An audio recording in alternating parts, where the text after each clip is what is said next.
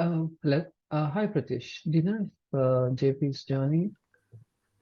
Hey Tarun, hi. Yeah, I don't know actually. I just got added to this meeting by my colleague, so Okay. it's my first occurrence here.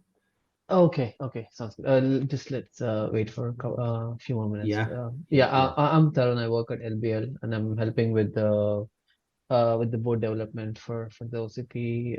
I mean for the I BOW. see. Yeah, test board. LBL, I see. So do Yeah. you work with Bapi? And I know Uh, y Bapi, yes. I mean like not directly, but like but I see. yeah. Sure. I mean like I'm helping Bobby develop the board Right, and with other right, team right, members here. right. Were you at there was an OCP summit in Berkeley a while back? Yes, I was there. I attended You the were summit. there? Yes, yeah. I was there as well. Loan from Siemens. I don't know what else came out of that summit, but I was there as well. Ah, Yeah, yeah, I mean like yeah, that's good. I don't know what came of it as well. Yeah. Yeah, it's a Oh, good place to meet people and get to know people. At oh, least for I sure. Yeah. know. Yeah, yeah. Yeah. Oh, hi JP. Hey Tarun, hi Hello, Pratyush. JP. Hi. Yeah, my name is Pratyush. Tony Mastriani from Siemens got me added to this call. This is my first time here. Oh, okay, yeah. Uh, Yeah. yeah, welcome to this call. Yeah, so Thank you. give me 1 second. Sure.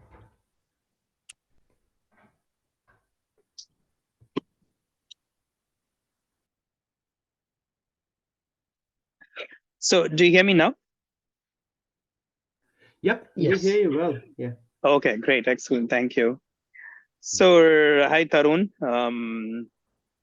So I think Bob is not going to be here today. So he sent a message that he had some conflicts. So I don't know if Trent is going to join, but we can get started. So, Pratyush, just to give an Hmm. idea of what we discussed in this meeting, this is actually part of ODSA, Hmm. and we are actually working on developing a bring up board for chiplets. Hmm. The and we're also working on interop package. Hmm. Right. So we still it's ongoing. These efforts are ongoing, Hmm. and we are trying to define the interoperability platform consists of package and PCB. Right. Right. Yeah, can you actually kind of briefly introduce like what you do at Siemens? Sure. Yeah. So I joined Siemens only 6 months ago, and I'm helping them out on. There's a project called NGMM, Next Generation Microelectronic Manufacturing, funded by DARPA, and that's Mm, on 3D IC, and that's specifically on 3D heterogeneous integration, 3D HI. So, mm-hmm. so I'm primarily working with the advanced packaging folks there because it applies, and chiplet is very much indeed a part of it. So my role there is really as a solutions architect. And Mm, before Siemens, my background has been in the design space. I was at Google for a year, and before that, I was at Qualcomm for 15 years. And I was mainly a mm. design engineer and SOC and silicon and systems architect. Over 16 years, I had four different types of jobs spanning the whole breadth, basically. So Wow, that's my terrific. background. Okay. Yeah, and before Okay. Okay. and before that, I did the work for EDA. So it's my coming back to the EDA, kind of circling back. So I used to deal with a lot of foundry related, layout related, OCP, Mm, DFM stuff in early 2000s. So that's my background, JP. Okay. Yeah. Thank you. Thank you Yeah, for sharing, Pratyush. you're welcome. Yeah. Yeah, So and my background is primarily sure. on packaging, Uh-huh. And which packaging organization do you system. represent? So I work for D Matrix startup. D Matrix? Ah, I know D Yeah. Matrix so very well. What is it? How do you know? When I was at Google and kind of not really gelling, and I was looking around last year. So I was Mm-hmm. talking to D Matrix team, and then some for some personal reasons in family, Mm-hmm. some medical stuff related to my mom. I suddenly realized maybe I should just stay put at Google with my current job. It's more steady, right? Given the Ah, variable. right, right, right, right. So I know them actually, some of your team there. Oh, Uh, okay. And you guys Good to got hear. funded massively. You guys must be doing amazing job. I don't know. We are working hard. Yeah, yeah, So yeah. okay, good that you have some familiarity. And are you based in Bay Area or what? No, I'm in San Diego. San Diego. Okay, okay. Qualcomm. Yeah, Okay, I yeah, see. Qualcomm. Yeah. So Okay. yeah, Sounds good. Siemens Sounds has good. a Go lot ahead. to bring to the test, right? So that's why I'm here. I hope I can kind of excite you to some stuff we have. Uh, Hmm. yeah. So Okay, sounds pretty good. But yeah, it's good to have you in the call. yeah, thank you. Um, okay, so Tarun, you sent an update last week that you added some more pictures and everything, right? Can we look at that? Sure, JB. Let me try and pull it up. It's just the same documentation which we discussed like few weeks ago. Uh-huh. I just added like a picture of the Cryo Captain FPGA board, the mezzanine board which we're planning to use. Okay. Just give me the couple minutes. Let me pull it up. Yeah.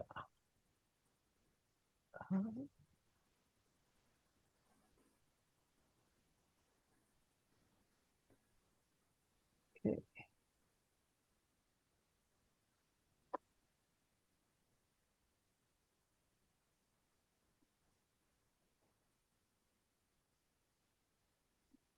Uh, okay.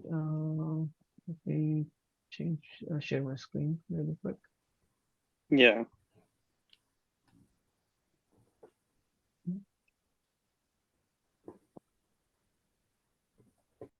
All right. Can you guys see my screen?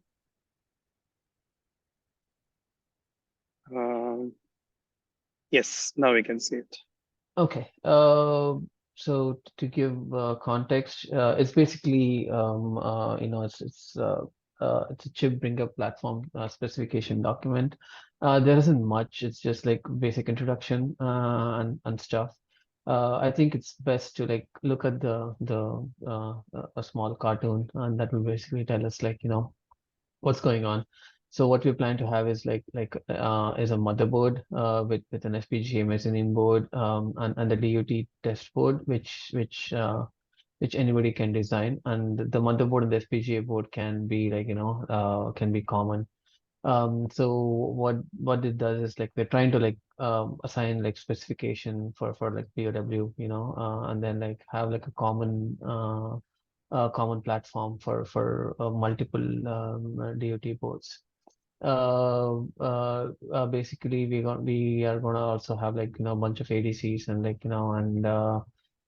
design all the power supplies, and main idea is to have like programmable power supplies as well as like programmable IO for all the DOT boards.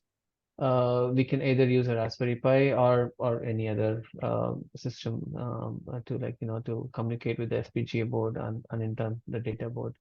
So the advantage of using this kind of system is, we already with LBL and Fermilab already designed an FPGA mezzanine board. It's called the Cryo Captain, and we could basically just plug in and use the board. All we have to design is like a motherboard, which and looking at these components, the motherboard is going to be like extremely simple. Hmm. All I did was like basically I had a picture of the Cryo Captain board. So this is the Arctic 7 FPGA, and this board is this board was designed to work at liquid nitrogen. I think like this board also works at liquid helium temperatures, but obviously we don't need those things. So this board has basically like SODIMM connectors here. So we could either connect the DUT board here, and then connect the motherboard to on the other side maybe. So it's just like work in progress, and this is one of the pictures. This is basically the pictures. And I also want to add like we also have like a LAN module where you can if you want to have like an we can read the data or or talk with the FPGA using the LAN connection here. I So see. yeah, Okay. Another thing is like because this board was designed to work at like liquid nitrogen or so most of the power supplies are external power supplies. So you basically like um this board doesn't have like voltage regulators LDOs. So we just need to use this power supplies to supply power to the FPGA. And these power supplies can be whatever we choose. For example, if you want an IO bank to work at like 1.2 or 1.8, you just select you just supply the power supply for that specific IO bank, and then you can usually you can use either 1.8 communication or 1.2 communication, whatever you want with the DOT board. I see. Yeah. Excuse me. And do you know what the size of this Arctic 7 package is? Uh, Tarun? I'm not sure, JP. It's uh, I can, I see. yeah, I don't have this, but I just have the picture. I don't know if it's I clear see. on this, but like I can find it out. I have my colleague. I think the board is sitting on his desk. Like I can go take a look and then give you more information. Okay, that'll be great. And so the Marvel chip, the board is for Ethernet expansion, is it? Yes. And is it pluggable or is it always attached? It's pluggable. You can remove the plug and then connect it. Oh, okay. Yeah. What connector is this underneath? Uh, um. Oh, actually, I'm not absolutely sure. I see. Yeah, I think it's like similar to like a stand header, but like it's probably different. But you just plug it in and then like connect the screws here. I see. Okay. Yeah, and this is And expandable. Yeah. okay, the one you have, the connector is not unpopulated, right? Connector is not The, populated. yeah, so there are two And connectors. This one is populated, or one is over here, and the other one is not so populated. this is the SODIMM connector, correct? That where you Yes. can plug the Mm-hmm. additional Mm-hmm. daughter cards. Okay. Yes. And I don't know if you mentioned this, maybe you mentioned this in the document. Do you have the dimensions of the card, the XY dimensions? Actually, I don't think I did, but I think it's like around like 8 or 9 centimeters by 9 centimeters, but like I can double check.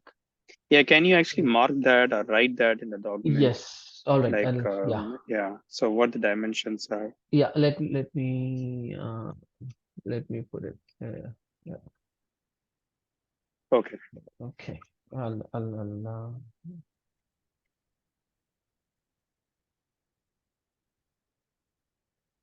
got it. Okay. I'll put it after the call.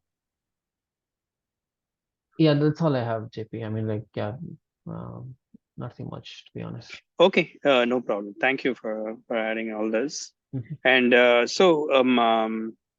Pratyush, and do you get an idea like what we are trying to do or I, so are you trying to develop a spec for any chiplet vendor to come and be able to test? Is that the goal? Or it's for a specific chiplet? that's a good question. So let me explain this way. Actually, we are Mhm. the ODSA is developing the BOW spec, right? You must be Right. knowing that.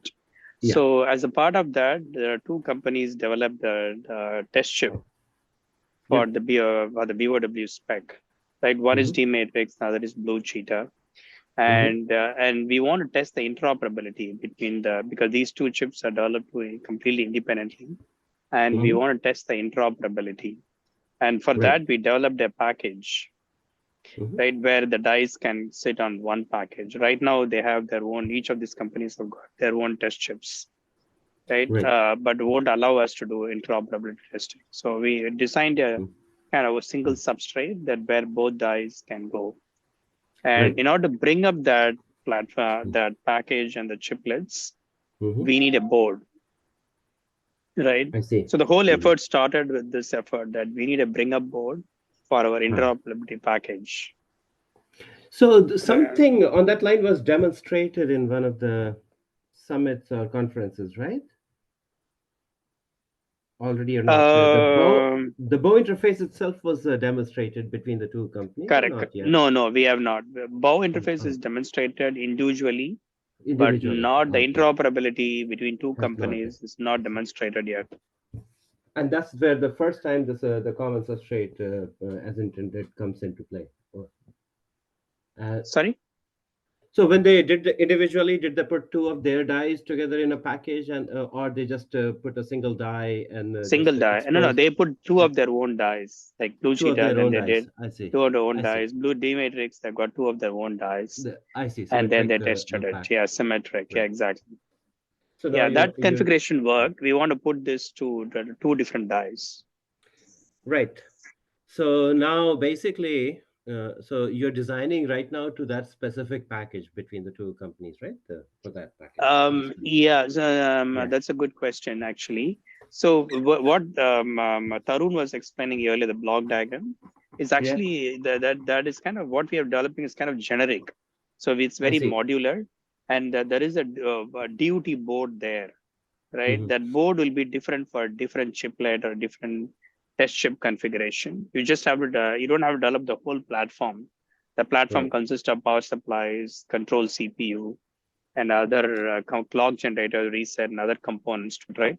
Everything will Hmm. remain the same. Only the Hmm. DUT board alone is a kind of daughter card that alone Yep. will change Will change. And for different common. chiplets. So you're defining not only so Bow is not accessible to you, but all the control interfaces is what Correct, you're correct. Both because defining. high speed, we cannot Yeah. access that, Yeah. right? But you So have only the control interface, the setup and the part, test. infrastructure part, Right. And you were like showing a high JTAG, speed SPI. TRX. You were showing a high speed TRX line there.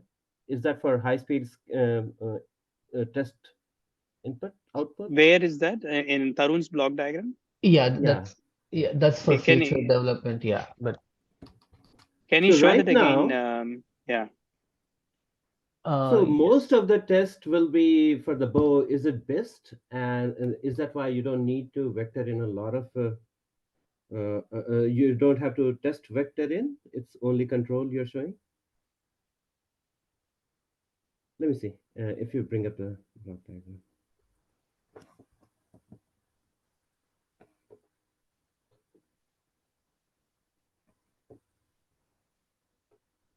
I should read the bow spec one more time. It's been close to a year now, and you forget. Yeah. So here you have the standard, let's say the DUT board, right? So you need what you're describing is you need at least those many signals, right? There are digital clocks that could be specific to DUTs, but don't you want to standardize those as well? Uh, and like the I2C or UART, the reset, all the GPIOs, is your goal to Yeah, define the plan is to define these signals. Yeah, make it part of ODSA spec? yes. I mean, like Okay. that's the only way, I guess, right? To Yeah, have like yeah, yeah. multiple. If Yeah, anybody yeah, wants yeah. to come and use our infrastructure to test their chiplet, Hmm. Yeah. only the Bow interface, right? Though, or the whole chiplet interoperability. Sorry, Uh, Prakash, your question is interoperability What is is the, between the bow interface, correct? yes. yeah. So is that the only scope of test here? But, for the DUT? Yeah. Correct. We want to establish the two chiplets can communicate. So it's really limited to the Bow. There's no software involved here, right? It's Oh, the software should be involved because we need to set up that chip, right? Like manage set up the CSRs you do need to to for do, them. okay. Yeah. So you need to Yeah. monitor the errors if there is anything, the Or you training went wanna, through or not. so you're running the chip in a full mission mode, so to speak. Correct. Ah, I see. So I it'll see. be like completely functional, and then software might configure to send PRBS31 or PRBS9, or put in a Right. loopback mode and then monitor the state machine Like, Right. right? If it is not communicating, we need to know what that problem is, right? So that's why you have that sideband signals, the SPI, I2C, Right. GPIOs, and all that, JTAG. And this is to Yeah. configure the chip, put the chip in the right mode. Right. Right. Yeah. The high speed, yeah, I see what you're saying. The high speed transmit. This is for future purposes. If there is any duty that supports, let's say, PCI Gen 2, right, Tarun? This is like Yeah, PCI Gen 2 type of interface, right? that's correct, JP. I mean, that's for future. We're Yeah. probably not doing it for this first Yeah. version. But yeah. Right. Some of the chips actually support Gen 2 because the faster interface for control Mhm. applications, right? So Mhm. we just provision it for any future use. Right. I see. Yeah, this is what, Got it. and then the reset and the power supply, and these Mhm. controls are programmable, completely programmable. Voltage is programmable because it's coming from FPGA. So you can Right. program the IO voltage, program the Right. timing, and everything. Right, and comes Right. with the other advantages that we have a common software. The software will be common.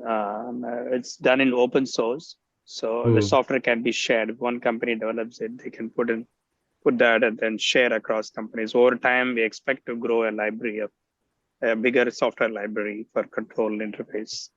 I see. See. Can I get a link to this document so I can read it? Sure, yeah, absolutely. And you need to be on our Google Drive, and How do I'll I send do? you the link. Please do. I'll send you a link, and you have to request for it. Okay. And someone from use OCP actually will be um, Mhm. get back to you, provide the access. Sure. Okay.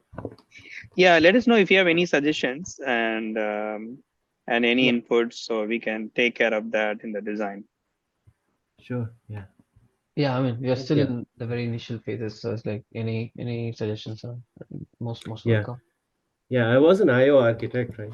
So I dealt with a lot of pain for including related to debug and test and Oh, trace. is it? So you did a lot of IOs. Yeah. So at Google, I Like was what type of IOs do you develop? Like F- DDR? no, not DDR. Basically, all the all the low speed IOs, all the GPIOs, and Uh-huh, some uh-huh. SerDes, so MIPI, USB, PCIe, but I see, at- I see. primarily just getting the IP for most of these high speed, especially, right? Getting the IP Hmm, and hmm. aggregating it for mobile chips. So you can imagine all the IOs for mobile chips, right? SoCs, uh, minus the DDR. That's always a different thing somehow. I see, I see. It's always a. Okay, that's good actually. So yeah, yeah. I actually connected you in LinkedIn, I'll do that. I'll connect Pratyusha. with you. So I Uh-huh. need your email ID, and then I can add you to the thread and then send you that information what you need. Shall I just type it here? Yes, you can type it here as well. Let me just do that.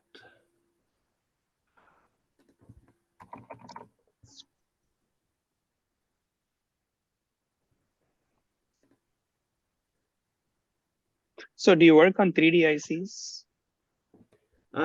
Yeah, right now my focus is really just 3D ICs. Yeah, Hmm. Hmm. but we'll see as time goes by, right? Because there's so many tools in the die space, chiplet space itself, right? Hmm.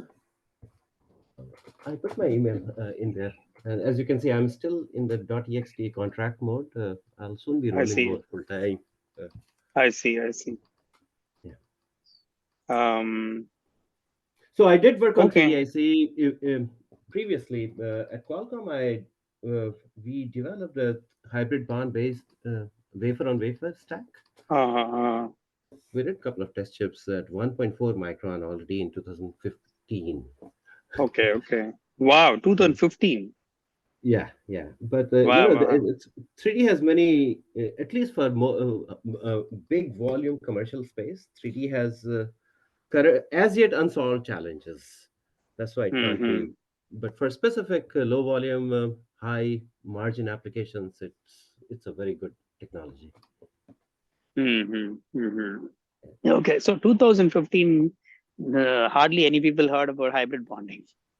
Okay, so You can see DARPA now that I'm working with DARPA. I can see, and so most of it is public now. You can see the programs that they call DAHI, heterogeneous integration. As part of that, they developed some of this. So this is all early 2010s. So yeah, hmm, we we were kind of trying to be pioneers. In fact, our team was trying to do monolithic 3D, where you grow the uh-huh, second layer of transistor on the same wafer after you have formed the uh, first layer of a transistor. But that's probably never gonna happen. Well, you should never say never in this industry because hmm, of the thermal constraints and the design trade-offs. Because once you form a transistor and you're forming a second layer, the hmm, annealing, the epitaxy, there are very high, and all the plasma treatments. There is super high temperature processes involved there, right? So if you already put hmm. copper there, you can't do much with copper first. I see, I see. So that's why hybrid bonding could become the mainstream way to stack very soon. That's what I've been screaming to people for many years. Hmm. Very cheap way to do monolithic 3D. Also, we won't call it monolithic, but you can just imagine you can keep transferring layers using hybrid bond. Right, Yeah, right. yeah. So you're working with, and the Siemens is having tools to enable all this. Yeah, we have a lot of advanced packaging tools, the whole Uh-huh, suite, and with 3D, you're pushing the boundaries of thermal, power, reliability, meaning stress. There are uh-huh. mechanical aspects, everything, and everything ties together with the electrical behavior of your transistor in the end. Okay, I So see. the need for what we call multi-physics simulation and Hmm, multivariate simulations is, and that's where Siemens has a good breadth of tools that we are. As of now, we have some tools that we have stitched together already. So we have released what we call Caliber 3D thermal, Caliber 3D stress for this kind hmm, of thermomechanical, thermoelectrical. So go talk to your your team, and we can come and show you these tools. What we are trying to do as part of this project is to bring hmm, all of these tools into a single design cockpit. Let's say the Expedition hmm, package designer tool that we have. hmm. Uh, we are Expedition substrate integrator. So you have a single design environment. You can, and we want to abstract out all the complication because more and more we work with black boxes at each level, right? So that's the I goal. You see. don't have to, as a package designer, you don't need to be an expert on thermal modeling or CFD, but you need CFD tool to see how your package placements are working. Hmm, So hmm, we want to enable that capability through this DARPA funded project. hmm. Oh, is it? Mm. Okay, okay. Yeah. But Excellent. Yeah, we would be yeah. interested to hearing your demo, looking at the Yeah. tools So that you have. who do you know at Siemens before me? Any contacts there? I know Tony. You know Tony, right? So I'll talk to Tony Yeah. then. Yeah, Tony is my main POC as well. So I'll talk to Tony, and then we should talk Hmm. to. We should have a focused call with maybe D Matrix, or if you wanna just do as part of ODSA, that's also good. Uh, yeah, Yeah, I think both are good actually. So we can do both, in fact, sure. Yeah, if that works for you.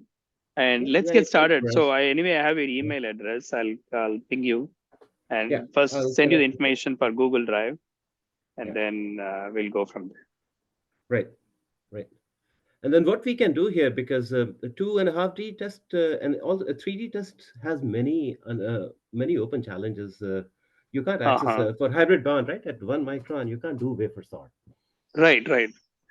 So That is one of the there is a big challenges, right? Yeah. So we can't do wafer testing. Yeah. yeah. So that may be the reason why Tony added me to this call. Who knows? uh, Hmm. okay. So there are many open problems here that there may not be a solution. There is a compromise. We have to find the cheapest compromise, basically. Some people are Hmm. talking about RF-based wafer probe, but the expense Hmm. of it is humongous because even to deliver the power supply through RF induction is Hmm. very expensive, right? Right. In terms And of area, right? say again. You're talking in terms of area, right? In terms of area, indeed, yeah, yeah. Half your Mm, die will be consumed by test resources to do wafer sort. So right now, for some of the stuff we are building or looking at building, mm, we will either forego wafer sort, or because these are low volume products, right? You can live with a mm, lot of mm, scrap. Um, mm, that's why they are also sold for thousands a piece. So, mm, uh, but later, sooner than later, we have to solve this challenge. Some people are doing sacrificial paths where you have a limited set of IOs that you design large landing pads. Then you do your wafer mm, sort. Then you etch it out, and then you do again wafer finish. Because for hybrid bond at 1 micron pitch, the wafer mm, has to be extremely planar. The two wafers, both of them, right? To the point that the variance has to be less than 10 angstrom across the whole, 10 mm, to 18 mm, angstrom is what we remember back then. mm, So you have to, when you design your chip now, you have to design with a full wafer in mind how you place it, because how you pattern your hybrid bond across the mm, whole wafer is how the defectivity will be defined, right? So there are many. mm. So, and yeah, we don't know how we'll solve this challenge. There could be I MEMS race see. solution. That's the I third see. path. Yeah, I see. Pretty interesting. Yeah. So yeah, that's one of the challenges, like the hybrid bonding, that you can't test it. yeah, yeah, Right. Yeah. Good, Pratyush. Yeah. Thanks for joining this call. We'll yeah, continue our conversation, and I also separately ping you.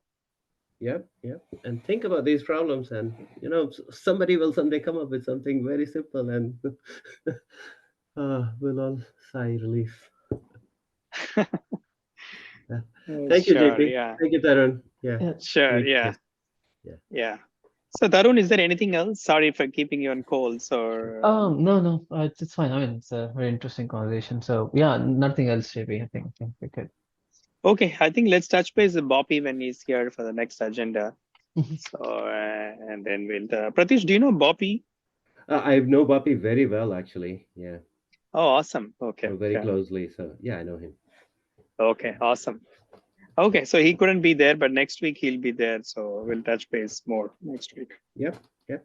And yeah, Okay. I brought up some of these concerns to him. We met a couple of times in Uh-huh. summits. He, Okay, yeah, okay. yeah. All right. Thank you, Okay, guys. sounds good. Yeah. Thank you, Tarun. Thank you, Pratyush. All right. Good Thank you. meeting you. Yeah. Yeah. Bye. Same here. Bye.